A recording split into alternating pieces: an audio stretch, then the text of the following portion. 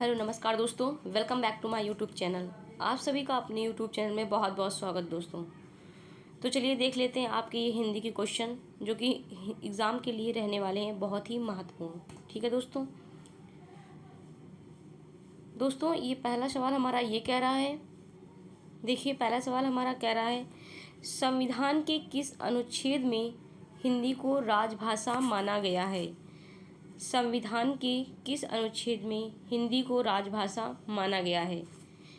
A option करा अनुच्छेद 343, अनुच्छेद 352, या सी ऑप्शन करा अनुच्छेद 356, या फिर डी ऑप्शन आपका करा अनुच्छेद 370। दोस्तों हिंदी को जो राजभाषा माना गया है वो अनुच्छेद 343 के अंतर्गत माना गया है। किसके अंतर्गत माना गया है? 343। ये आपका अनुच्छेद 343 हो जाएगा। ठीक है, A will be the right option. ठीक है दोस्तों, ए ऑप्शन आपका सही होगा। चलते हैं आपके अगले सवाल में। अगला सवाल हमारा ये कह रहा है दोस्तों, पाणिनि की रचना का क्या नाम है? पाणिनि की रचना का क्या नाम है? ए ऑप्शन कह रहा है वेदांग ज्योतिषी, वेदांग ज्योतिष, बी ऑप्शन कह रहा है अष्टाध्यायी, सी ऑप्शन आपका कह रहा है नाट्यशास्त्र, नाट्यशास्त्र, और डी ऑप्शन आपका कह रहा है अर्थशास्त्र। दोस्तों जो पाणिनि की रचना है वो अष्टाध्यायी है। कौन सी है? अष्टाध्यायी। ठीक है, B will be the right option. अगले सवाल में चलते हैं दोस्तों। अगला सवाल हमारा ये कह रहा है, हिंदी दिवस किस दिन मनाया जाता है? बताइए हिंदी दिवस किस दिन मनाया जाता है? ए ऑप्शन कह रहा है 14 सितंबर, बी कह रहा है 14 अप्रैल, सी कह रहा है कि 2 अक्टूबर, और डी आपका कह रहा है 26 नवंबर। दोस्तों जो हिंदी दिवस मनाया जाता है वो 14 सितंबर को मनाया जाता है। कब मनाया जाता है? 14 सितंबर को। ठीक है, A will be the right option. चलते हैं आपके अगले सवाल में। अगला सवाल हमारा ये कह रहा है दोस्तों, भाषा की सार्थक लघुत्तम इकाई है। लघुत्तम इकाई। ठीक है दोस्तों, लघुत्तम इकाई पूछ रहा है। ए ऑप्शन कह रहा है ध्वनि, बी कह रहा है शब्द, सी कह रहा है वाक्य, और डी ऑप्शन आपका कह रहा है संयुक्त वाक्य। लघुत्तम इकाई जो है दोस्तों वो क्या है? ध्वनि है। ठीक है, क्या है आपकी? ध्वनि। A will be the right option. चलते हैं आपके 5वें नंबर सवाल में। 5वां नंबर सवाल हमारा ये कह रहा है दोस्तों, व्याकरण व्याकरण से किसके अस्तित्व की जानकारी नहीं मिलती है? व्याकरण से किसके अस्तित्व की जानकारी नहीं मिलती है? ध्वनि की, या फिर शब्द की, या फिर वाक्य की, या लिपि की? दोस्तों व्याकरण से लिपि की जानकारी नहीं मिलती है। ठीक है, किसकी जानकारी नहीं मिलती है? लिपि की। ठीक है, D will be the right option. चलते हैं आपके अगले सवाल में। अगला सवाल हमारा ये कह रहा है, अपने जीवन पर स्वयं लिखी गई कथा, अपने जीवन पर स्वयं लिखी कथा वाक्यांश के लिए एक शब्द है। दोस्तों अगर आप अपने जीवन पर कोई कथा लिखेंगे तो उसे आप क्या कहेंगे एक शब्द में? ये बताइए आप पहले। सेम क्वेश्चन है, अपने जीवन पर स्वयं लिखी कथा वाक्यांश के लिए एक शब्द है। कह रहा है रेखा चित्र है, या फिर संस्मरण, या फिर आत्मकथा, या आत्मग्लानि। दोस्तों इसमें सही ऑप्शन हो जाएगा आपका आत्मकथा। ठीक है, C will be the right option. अगर आप अपनी ही लाइफ के बारे में, अपने जीवन के बारे में जो कथा लिखते हैं, जिसके बारे में आप लिखते हैं, उसे उसे आत्मकथा कहते हैं। ठीक है दोस्तों, अगर आप अपने बारे में जो कथाएं लिखते हैं, जो कहा, तो उसे आप आत्मकथा कहेंगे। ठीक है, चलते हैं आपके अगले सवाल में। अगला सवाल हमारा ये कह रहा है, अन्न और अन्य। दोस्तों वर्ड को अच्छे से रिमाइंड कीजिएगा। पहला ऑप्शन लिखा है अन्न और दूसरा लिखा है अन्य। ठीक है, शब्द युग्म के सही अर्थ भेद का चयन कीजिए। इस अन्न का मतलब होता है दोस्तों अनाज। क्या होता है? अनाज। और इस अन्न का अर्थ होता है दोस्तों दूसरा। क्या होता है? दूसरा। ठीक है, तो ये ऑप्शन कह रहा है अनाज दूसरा, बी कह रहा है अनाज फल, सी कह रहा है पेड़ पौधे, डी कह रहा है दूसरा पराया। तो पहले ही ऑप्शन में आपको मिल गया है अनाज और फल। ठीक, अनाज और दूसरा। ठीक है, अन्न का अर्थ हो जाएगा दूसरा अनाज, और ये जो अन्य लिखा है इसका अर्थ हो जाएगा दूसरा। ठीक है दोस्तों, A will be the right option. चलते हैं आपके अगले सवाल में। अगला सवाल हमारा ये कह रहा है दोस्तों, उन्होंने कहाँ जाना है। उन्होंने कहाँ जाना है वाक्य में किस प्रकार की त्रुटि है। देखिए दोस्तों, उन्होंने कहाँ जाना है वाक्य में किस प्रकार की त्रुटि है, बताइए। ए ऑप्शन कह रहा है सर्वनाम संबंधी है, बी कह रहा है संज्ञा संबंधी है, या फिर सी कह रहा है क्रिया संबंधी है, डी कह रहा है इनमें से कोई भी नहीं। दोस्तों, इसमें जो त्रुटि है वो सर्वनाम संबंधी त्रुटि है। क्या है? सर्वनाम संबंधी त्रुटि है। A will be the right option. देखिए, रिमाइंड कीजिए, इसको फिर से पढ़िए दोस्तों। लिखा है उन्होंने कहाँ जाना है, यहाँ पर सही वाक्य क्या होना चाहिए? उन्हें कहाँ जाना है। ठीक है, ये आपका सही वाक्य है। चलते हैं आपके अगले सवाल में। अगला सवाल हमारा ये कर रहा है, उर्वशी किसकी रचना है। दोस्तों, ये क्वेश्चन मैंने कई बार बताया है आपको, कमेंट बॉक्स में भी इसका रिप्लाई नहीं है आप लोगों को। बताइए, उर्वशी किसकी रचना है। ए ऑप्शन कह रहा है रामवृक्ष बेनीपुरी की है, बी कह रहा है रामधारी सिंह दिनकर, सी कह रहा है आगे, डी कह रहा है इनमें से कोई भी नहीं। दोस्तों, उर्वशी जो रचना है वो हमारी रामधारी सिंह दिनकर की है। किसकी है? रामधारी सिंह दिनकर की। ठीक है, B will be the right option. चलते हैं आपके अगले सवाल में। अगला सवाल हमारा ये कह रहा है, जिनका संबंध अध्यात्म से है उनके लिए एक शब्द है जो जिनका संबंध दोस्तों अध्यात्म से है उनके लिए एक शब्द आप क्या कहेंगे। ए ऑप्शन कह रहा है आध्यात्मिक, धार्मिक, नैतिक, शास्त्रीय। बताइए दोस्तों, इसमें सही ऑप्शन हो जाएगा आध्यात्मिक। क्या हो जाएगा? आध्यात्मिक। A will be the right option. ठीक है दोस्तों, चलते हैं आपके अगले सवाल में। अगला सवाल हमारा ये कह रहा है, प्रतिदिन में उपसर्ग है। दोस्तों, वाक्य के पहले लगने वाले शब्द को हम क्या कहते हैं? उपसर्ग कहते हैं, और अंत में लगने वाले शब्द को हम प्रत्यय कहते हैं। ठीक है दोस्तों, तो क्या लिखा है? प्रतिदिन में उपसर्ग पूछ रहा है। ए ऑप्शन कह रहा है प्र, बी कह रहा है प्रति, सी कह रहा है दिन, डी कह रहा है इनमें से कोई भी नहीं। प्रतिदिन में उपसर्ग दोस्तों हो जाएगा प्रति। ठीक है, B will be the right option. अगले सवाल में चलते हैं दोस्तों। अगला सवाल हमारा ये कह रहा है, मिलाप शब्द में कौन सा प्रत्यय है। बताइए, मिलाप शब्द में कौन सा प्रत्यय है। ए कह रहा है मिल, आप, पा या लाप। दोस्तों, मिलाप में जो प्रत्यय है वो आप प्रत्यय है। क्या है? आप प्रत्यय है। B will be the right option. चलते हैं आपके अगले सवाल में। अगला सवाल हमारा ये कह रहा है, कौन सा जोड़ा समरूपी भिन्नार्थक है। दोस्तों, इन चारों ऑप्शनों में एक ऑप्शन ऐसा होगा जो सबसे अलग लिखा होगा। ठीक है, भिन्नार्थक मतलब क्या होता है? अलग अर्थ में। ठीक है, ये ऑप्शन करा दोस्तों अवधि, अवधि, अवधि और अवधि। ठीक है, बी ऑप्शन क्या हो गया? नौकर, इसका भी सेम लिखा है, नौकर का नौकर लिखा है, नाटक का नाटक लिखा है, अंत का अंत ही लिखा है। तो सबसे भिन्न क्या है? इस अवधि का अर्थ होता है दोस्तों, अवधि मतलब क्या होता है? समय। ठीक है, और ये जो अवधि लिखा है ये अवधि हमारी भाषा होती है। क्या होती है? भाषा। ठीक है, कहते नहीं अवधि भाषा। तो ये धी जो मात्रा लगी है इस अवधि का अर्थ होता है, मतलब भाषा होती है हमारी, और ये जो अवधि है ये समय काल के लिए बोला जाता है। ठीक है, तो चलते हैं, तो इसमें सही ऑप्शन क्या होगा? A will be the right option. ठीक है दोस्तों, ए ऑप्शन आपका सही होगा। ये भिन्नार्थक समरूपी शब्द है। ठीक है, चलते हैं आपके अगले सवाल में। अगला सवाल हमारा कह रहा है, प्रति प्लस आघात का संधि रूप क्या होगा। प्रति प्लस आघात का संधि रूप क्या होगा? बताइए दोस्तों। कह रहा है ए ऑप्शन प्रत्याघात, या फिर प्रतियोगिता, या फिर प्रतियाघात, या प्रति आघात। दोस्तों, प्रति प्लस आघात का संधि रूप जो होता है वो प्रत्याघात होता है। क्या होता है? प्रत्याघात। ठीक है, A will be the right option. अगले सवाल में चलते हैं। अगला सवाल कह रहा है हमारा, महोषध शब्द का संधि विच्छेद कीजिए। दोस्तों, महोषध का संधि विच्छेद हो जाएगा महा प्लस औषध।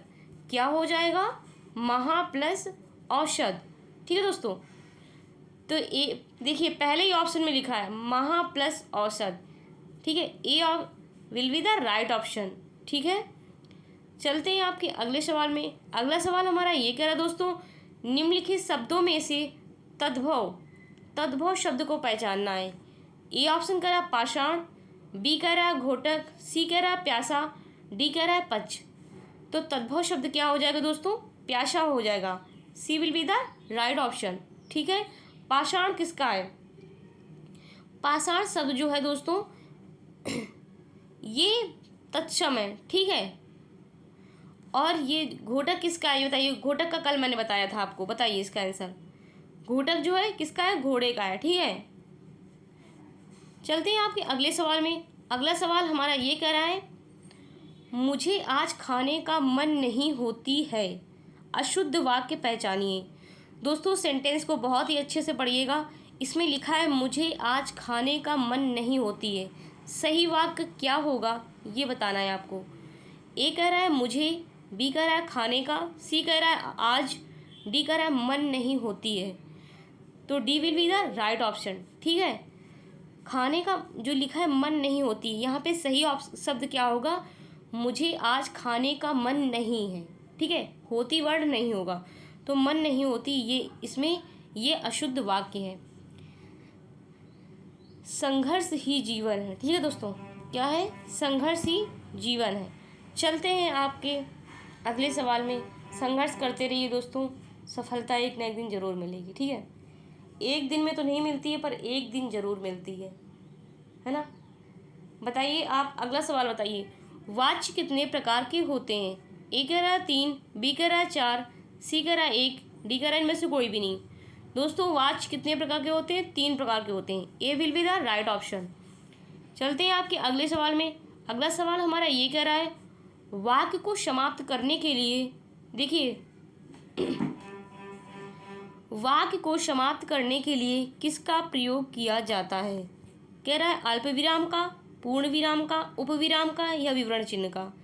दोस्तों जब हमारा वाक्य कंप्लीट हो जाता है तो उसके बाद हम क्या लगाते हैं? पूर्ण विराम लगाते हैं। क्या लगाते हैं?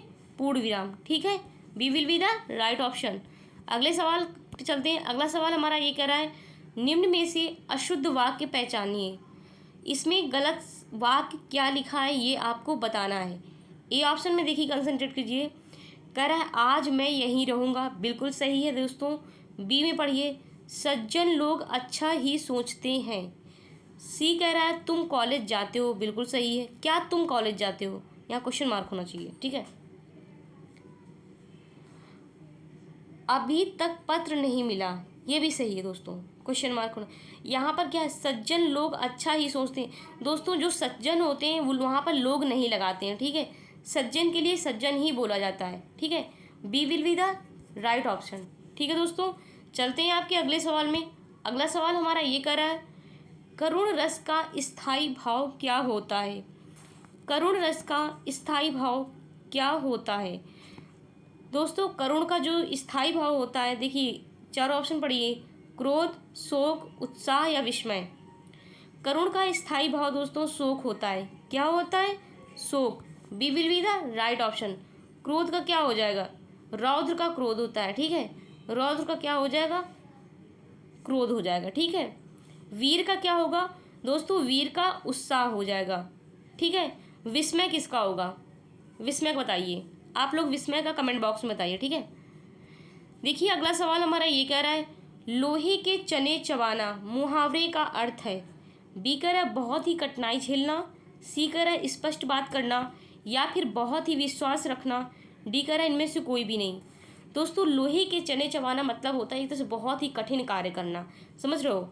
A will be the right option, बहुत ही कठिनाई झेलना। ठीक है। A will be the right option. चलते हैं आपके अगले सवाल में। आपका ज़्यादा समय ना वेस्ट करते हुए हम अगले सवाल की तरफ चलते हैं दोस्तों। बहुत ही जल्दी समय में आपकी ये वीडियो कंप्लीट कर देंगे हम। ठीक है। वक्र का विलोम क्या होता है? ऋजु होता है, अक्र होता है, छम होता है, कठोर होता है। दोस्तों वक्र का जो विलोम होता है वो ऋजु होता है। क्या होता है? ऋजु। A will be the right option. चलते हैं आपके अगले सवाल में। अगला सवाल हमारा कह रहा है आदि का विलोम क्या है? दोस्तों यहाँ पे वॉइस थोड़ा सा आवाज़ बहुत ज़्यादा आ जाती है, बाहर का माहौल है, थोड़ा आवाज़ आ जाती है, आप लोग एडजस्ट कर लीजिएगा किसी तरह। ठीक है। आप लोग पढ़ाई पर मन लगाइए, ये मत कहने लगना कि मैम ये क्या आ रहा है, ये कैसी आवाज़ है ना। हम समझ सकते हैं कि इसमें आवाज़ बहुत आ रही होगी। दोस्तों आदि का विलोम क्या है? आदि का दोस्तों कह रहा है इसमें प्रथम है, अंतिम है, अंत है, या इनमें से कोई नहीं। दोस्तों आदि का जो विलोम है वो अंत होगा। क्या होगा? आदि का अंत होगा। ठीक है, C will be the right option. अगले सवाल में चलिए। अगला सवाल हमारा ये कह रहा है पूर्णिमा का विलोम है, पूर्णिमा का विलोम क्या होगा? ए कह रहा अमावस्या, बी कह रहा है विभावरी, सी आपका कह रहा है निशीत, और डी ऑप्शन कह रहा है कालिमा। क्या हो जाएगा? पूर्णिमा को जो विलोम होता है दोस्तों अमावस्या होता है। क्या होता है? अमावस्या। A will be the right option. चलिए आप अगले सवाल में।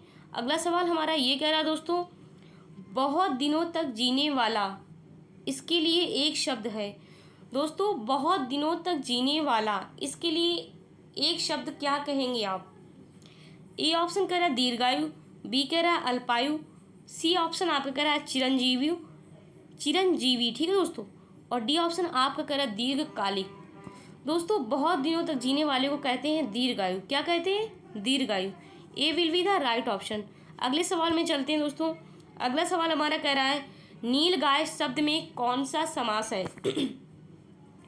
बताइए दोस्तों नीलगाय शब्द में कौन सा समास है? ए ऑप्शन कह रहा है तत्पुरुष, बी ऑप्शन कह रहा है कर्मधारय, सी कह रहा है द्वंद्व, डी कह रहा है द्विगु। दोस्तों नीली है जो गाय, नीली है जो गाय, ठीक है, तो किसके अंतर्गत आएगा?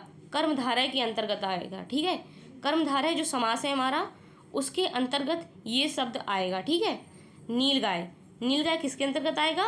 कर्मधारय के समास के अंतर्गत आएगा। ठीक है, चलते हैं आप, तो क्या हो जाएगा?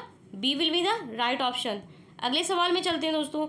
अगला सवाल हमारा कह रहा है त्रिभुवन में समास है। उस दिन हमने क्या बताया था आपको? जो शब्द संख्या शब्दों से शुरू होते हैं, जो संख्यावाची शब्द होते हैं वो हमारे द्विगु समास के अंतर्गत आते हैं। ठीक है, तो त्रिभुवन में जो समास होगा दोस्तों वो द्विगु समास होगा। क्या होगा? द्विगु समास। A will be the right option. अगर मैं बोल दूं आपसे चौराहा, चौराहा में कौन सा समास है ये बताइए आप। अगर हमने बोल दिया आपसे चौराहा, तो चौराहा में कौन सा समास आएगा दोस्तों? इसका पहले आप इसको आप अच्छे से संधि विच्छेद कीजिए। एक तरह से इसको तोड़िए। चार राहों वाला है ना, चार राहों वाला या चार राहों वाले को क्या बोलेंगे? चौराहा बोलेंगे। जहाँ से दोस्तों चार रास्ते फूटते हैं उसे चौराहा बोलते हैं ना, तो किसके अंतर्गत आएगा बताइए? द्विगु समास के अंतर्गत आएगा। ठीक है दोस्तों, चलिए आप अगले सवाल में। अगला सवाल हमारा कह रहा आवारा मसीहा शीर्षक जीवनी के लेखक कौन है? आवारा मसीहा शीर्षक जीवनी के लेखक कौन है? ए ऑप्शन कह रहा विष्णु प्रभाकर, बी कह रहा अशोक वाजपेयी, सी कह रहा है नरेश मेहता, डी कह रहा है इनमें से कोई भी नहीं। दोस्तों आवारा मसीहा शीर्षक जीवनी के जो लेखक हैं वो विष्णु प्रभाकर हैं। कौन है? Vishnu Prabhakar. A will be the right option. ठीक है दोस्तों, अब रहा ये आपकी वीडियो का लास्ट सवाल, बहुत ही इम्पोर्टेंट है जो कि हमेशा एग्ज़ाम में पूछा जाता है, और वो ये है ईदगाह कहानी के रचयिता कौन है? दोस्तों ए ऑप्शन कह रहा है इंसाअल्लाह खां, बी कह रहा है प्रेमचंद, सी कह रहा है शरतचंद, डी कह रहा है इनमें से कोई भी नहीं। ठीक है, तो इस ईदगाह कहानी के जो रचयिता हैं दोस्तों वो कौन है? मुंशी प्रेमचंद हैं। कौन है? मुंशी प्रेमचंद। अगर मैं आपसे पूछूं ये जो प्रेमचंद होगा, ठीक है, प्रेमचंद, अगर मैं आपसे ये पूछूं कि ईदगाह जो कहानी है वो किस भाषा में लिखी गई है? दोस्तों ये जो कहानी है ये उर्दू भाषा में लिखी गई है। किस भाषा में लिखी गई है? उर्दू भाषा में लिखी गई है। ठीक है, और ये मुंशी प्रेमचंद की बहुत ही सुप्रसिद्ध कहानी है। ठीक है, तो B will be the right option. ठीक है दोस्तों, ये हमारे वीडियो का लास्ट सवाल था दोस्तों। अगर हमारी वीडियो हमारे सवाल आपको अच्छे लगे हों दोस्तों तो हमारी वीडियो को लाइक करें, कमेंट करें और ज़्यादा से ज़्यादा लोगों तक शेयर करें। ठीक है, और हमारी वीडियो अच्छी लगी हो तो चैनल को सब्सक्राइब करें। ठीक है दोस्तों, जय हिंद, जय भारत।